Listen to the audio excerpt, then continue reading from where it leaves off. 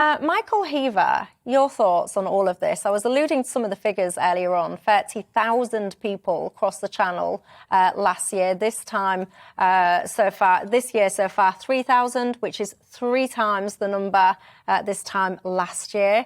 It's going up and up. Certainly doesn't show any signs at all of stopping or slowing down. How are we going to deal with all of this?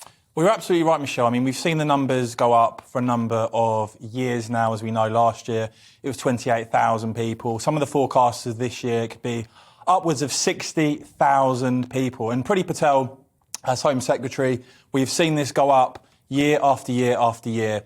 And she has come out and Boris have come out time and time again and said, well, just wait for the Nationality and Borders Bill, what we're talking about here, and that will solve this, that will stop the numbers. Whether that does or not, we'll have to wait and see. But there's absolutely no doubt that there's widespread British public support to crack down on this, to stop this dangerous situation from getting even worse. We look at the Australian example, of course. In the end, if you send out the message, there's no point coming across illegally via this route because you will not be allowed to stay. Ultimately, that is how you solve this. We saw Theresa May, when she was Home Secretary, say, if you truly want to reform human rights in this country, you have to leave the ECHR. It looks like the Home Secretary isn't going anywhere near that at the moment.